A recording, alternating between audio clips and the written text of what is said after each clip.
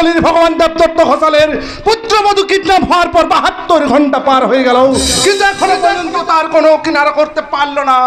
আমি বুঝতে পারছি না ওই অপদার্থগুলোকে সরকার কেন মাইনে দিয়ে পুষে রেখেছে। এই দেবদত্ত প্যালেসের লক্ষ্মী প্রতিমা সোনালীকে এখনো পর্যন্ত খুঁজে পাওয়া যায়নি স্যার। পুলিশ, সংবাদপত্র, রেডিও, টিভি সব জায়গায় অ্যালার্ট করা হয়েছে, কিন্তু অথচ এখনো তার কোনো খবর পাওয়া যায়নি। আচ্ছা স্যার, বর্দা কবে বাড়ি ফিরবেন? বেচারা দুর্ঘটনায় পড়ে আজ এই বাড়ি ফিরে আসার কথা। আমি শুধু ভাবছি ও এলে তাকে আমি কি জবাব দেব। কি আর করবেন, বিপদ তো কাউকে জানিয়ে আসে না। আজকে তাহলে দিদিমণির জন্মদিনের অনুষ্ঠানটা বন্ধ করে দেবেন না স্যার? না না না না, তা কি করে সম্ভব?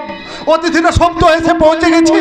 এই অবস্থায় এই অনুষ্ঠান বন্ধ করলে যে আমাদের মান সম্মান সব ধূলিসাৎ হয়ে যাবে।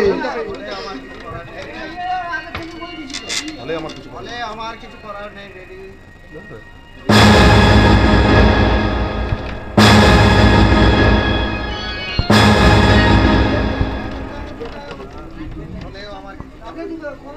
হলেও আমার কিছু করার নেই বাপি। আমি তোমার মনের অবস্থাটা বুঝতে পারছি মামনি, কিন্তু সামাজিকতার কথাটাও তো একবার চিন্তা করতে হবে। আমি বলছিলাম কি স্যার, অনুষ্ঠানটা নমনম করে সেরে দিন, তাতে সাম ও কুল দুয়েই বাঁচবে। বেশ, তাহলে সেই ব্যবস্থাই করো। আমি আর কিছু ভাবতে পারছি না। একদিকে দুর্ঘটনায় পড়ে আমার ছেলে অন্ধ, অন্যদিকে আমার লক্ষ্মী প্রতিমা বৌমা নিখোঁজ। এই স্যার, আর কত পরীক্ষা আমায় দিতে হবে, আর কত পরীক্ষা দিতে হবে। কোথায় যাচ্ছ ড্যাডি? জীবনে যতই দুঃখ যন্ত্রণা নেমে আসুক না কেন, অব্যাহতি কাউকে কর্তব্য কাউকে অব্যাহতি দেয় না রে মা, কর্তব্য কাউকে অব্যাহতি দেয় না। ড্যাডি, আমি চললাম অতিথিদের আপ্যায়ন করতে। তোমরা যত তাড়াতাড়ি সম্ভব অনুষ্ঠানটি শেষ করো। আমিও তাহলে আসছি দিদিমণি। দাঁড়াও শয়তান, আজকে আমার জন্মদিন, তাই তো তুমি সহজে নিষ্কৃতি পেয়ে গেলে, কিন্তু কাল যদি তোমাকে আমি এই বাড়িতে দেখি তো আর তোমার চিতা জ্বালাবার জন্য আমি ব্যবস্থা করব। কি আপদ, কি বিপদ! আমি মাথা হেট করে এই মুহূর্তে আমার চোখের সামনে থেকে বেরিয়ে যাও, যাও, বেরিয়ে যাও বলছি। ওরে বাবা রে, কানের একবারে 12টা বেজিয়ে দিল। কোথায় বলে বাঘে চুলে 18 ঘা, আর পুলিশের চুলে 36 ঘা, আর মেয়ে মানুষের চুলে 72 ঘা। নইলে মেয়ে মানুষ দেখলে ওহো ওহো ওহো ওহো। জানি না এই শুভ দিনে আমার বৌদিটা কোথায় আছে। হে ঈশ্বর, আমার বৌদিকে তুমি ফিরিয়ে দাও ঈশ্বর। দাদা 2 চোখ হারিয়ে অন্ধ হয়ে গেছে। এই সময় যদি আমার বৌদিটা পাশে থাকতো। কি হলো দিদি, তোমার বাচ্চা যে এখনো ফিরলো না? তা না ফিরুক, তোমার মনে রাজা তো কাছে আছে না, বলো বৌদি? তা থাকবে না কেন, আমি যে তাকে বশ করেছি। কিন্তু তোমার বাচ্চা বস মানছে না ভাই, কিছুতেই বস মানছে না। আচ্ছা, কি করে তাকে বস করব বলো তো? বশীকরণ মাদুলি এনে দেব? না ভাই না, আমার এই পবিত্র ভালোবাসায় যদি তাকে আমি বেঁধে রাখতে না পারি, আমার কোনো বশীকরণ মন্ত্র, কোনো মাদুলির দরকার আমার নেই বৌদি। কিন্তু এদিকে যে দেরি হয়ে যাচ্ছে, সবাই ব্যস্ত হয়ে পড়ছে। বেশ, তুমি আমার ছোটটাকে কেক কানতে বলো, আমি এক্ষুনি কেটে দিচ্ছি। তা কি করে হবে দিদি? তোমার মনের বাচ্চা না এলে, তোমার মনের বাচ্চা আসার আগে আমার মিষ্টি সোনা বৌদি, আমি বাচ্চাকে ভালোবাসি বৌদি।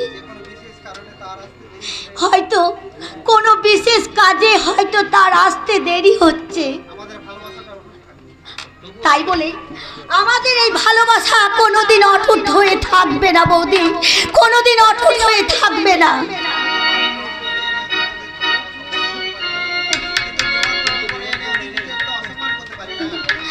আচ্ছা আচ্ছা বৌদি, আমি যে নিমন্ত্রণ করে এসেছি সেই অতিথিদের তো আমি কোনো অসম্মান করতে পারি না বৌদি, আমি অসম্মান করতে পারবো না।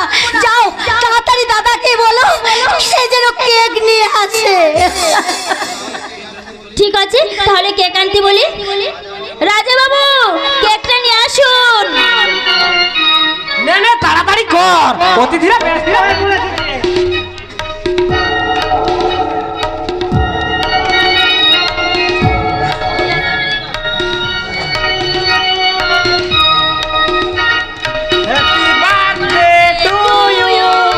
Happy birthday to you, Erina. Happy birthday to you.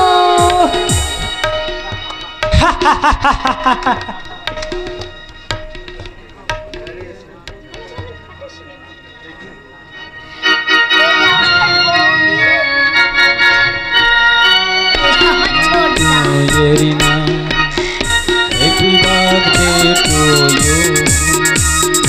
Happy birthday to Erina. Happy birthday to you. Happy birthday to Erina.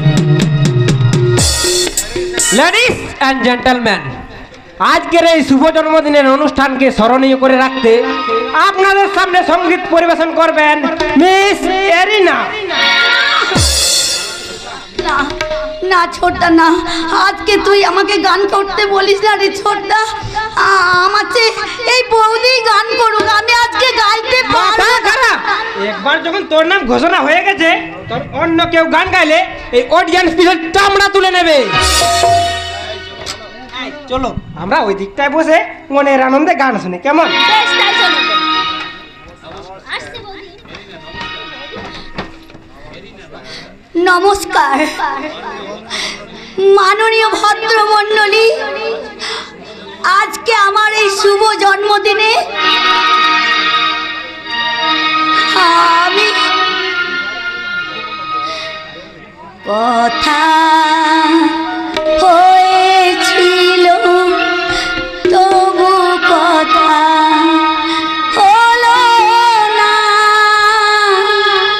আজি সবাই এসেছে শুধু তুমি এলে না, শুধু তুমি এলে না।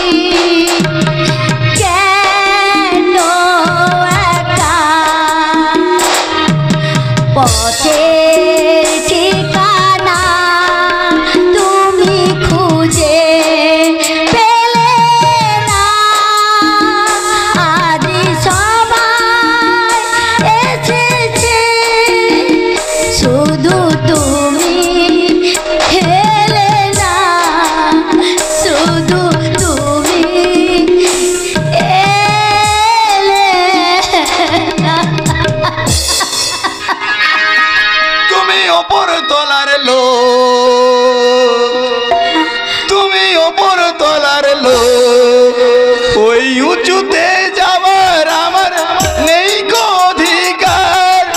আমি নিচের থেকে পাঠিয়ে দিলাম ছোট্ট উপহার।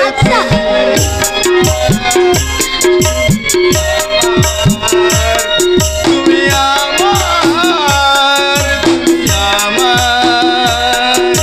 বন্ধু, তুমি আমার বন্ধু, তুমি আমার বন্ধু, তুমি আমার।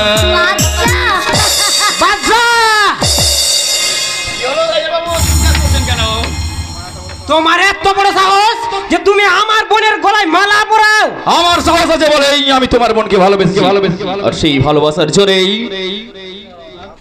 বাচ্চা, ভুলে যাচ্ছ যে তুমি মুসলমানের ছেলে, তাই তোমাদের এই অসম ভালোবাসা এ সমাজ সংসার মেনে নেবে না। ওটা আমরা যখন দুজনে মেনে নিয়েছি, তখন কে মানলো আর কে মানলো না তার কোনো যায় আসে না।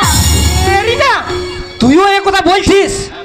হ্যাঁ হ্যাঁ, আমি বলছি, কারণ ভালো মন্দ বোঝার মতো বয়স আমার যথেষ্ট হয়েছে ছোটটা। আর ভালো ওই বাচ্চা একা বাসেনি, আমিও তাকে ভালোবেসেছি। তার আগে খোঁজ নিয়ে দেখেছিস যে ওর প্রকৃত পরিচয় কি? ভালোবাসার জন্য কোনো বংশ মর্যাদা, কোনো পরিচয় দেখা দরকার নেই রে চোদ্দা। শুধু ভালোবাসার মতো একটা হৃদয় থাকলেই যথেষ্ট। তাই বলে তুই দেবদত্ত প্যালেসের মেয়ে হয়ে বেশি অহংকার করো না রাজা, কারণ তোমাদের এই সাধের দেবদত্ত প্যালেসের চিহ্ন কঙ্কাল খুব শীঘ্রই বেরিয়ে পড়বে। শুধু ডাক্তার বাবুকে কলকাতায় আসতে দাও। ডাক্তার বাবু? হ্যাঁ ডাক্তার বাবু। তার মানে ডাক্তার বিশ্বরূপ চ্যাটার্জি? হ্যাঁ, কিন্তু তুমি তাকে চিনলে কি করে? হ্যাঁ চিনেছি ভাই, আগামী দিনে আমাদের বিবাদ হয়তো মধুর সম্পর্কে পরিণত হতে পারে। হ্যাঁ রাজা, এরিনা, তোরা কোথায় ভাই? আমি যে তোদের দেখতে পাচ্ছি না ভাই। আমরা এখানে। আরে তোরা সব ভালো আছিস তো? এই দেখ না, আমি তোদের কেমন বোঝা হয়ে গেলাম। দাদা, হ্যাঁ তোর বৌদি কোথায়? কাঁদছিস কেন বোন? ভাগ্যের নিষ্ঠুরতার বিরুদ্ধে কেঁদে হয়তো মনকে সান্ত্বনা দেওয়া যায়, দাদা, কিন্তু মানুষের বিরুদ্ধে কেঁদে কি লাভ বলতে পারি? দাদা আমি ঠিকই বলছি দাদা। জানিস রাজা, আমার চোখ দুটো কোনো দুর্ঘটনায় নষ্ট হয়ে যায়নি রে ভাই। কোনো মানুষ রূপী চক্রান্ত করে আমার চোখ দুটোকে। চক্রান্ত? এই কি বললে দাদা তুমি? হ্যাঁ রে, তোর বৌদি কোথায়? দাদা, বৌদি? বৌদি? না মানে কি হলো রাজা, তবে কি তার কোনো বিপদ?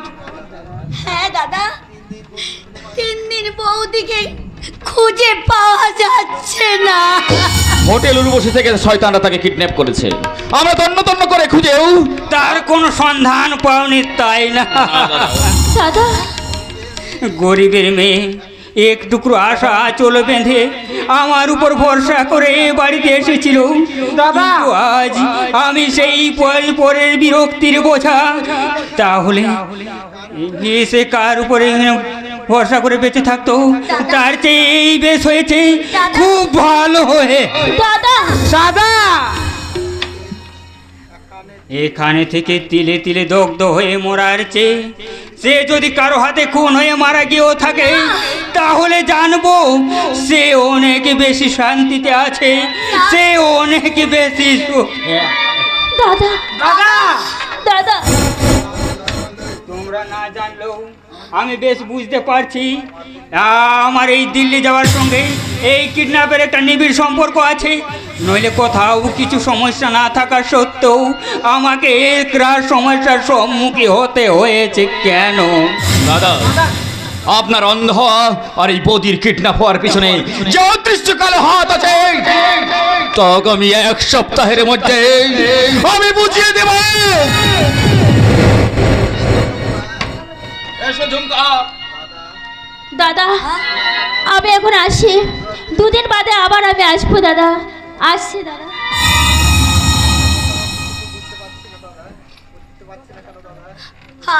আমি তো কিছুই তোমাদের কথা বুঝতে পারছি না দাদা।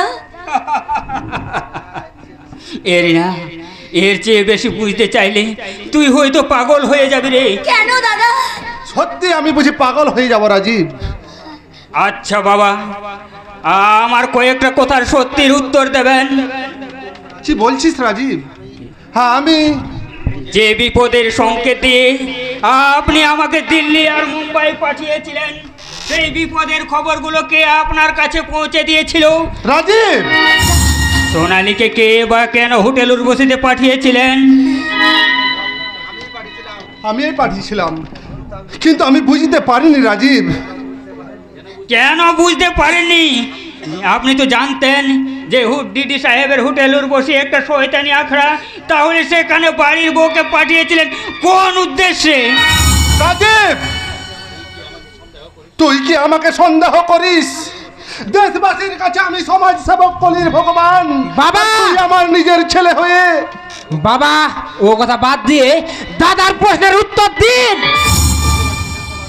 আমি তো কিছুই বুঝতে পারছি না।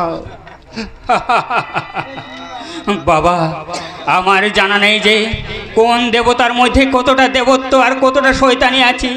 শুধু এইটুকু জানি যে দেবতার দেবত্ব ম্লান হলে পুঁতি দুর্গন্ধময় আত্মাগুলো তার ঠাঁই হয়ে যায়।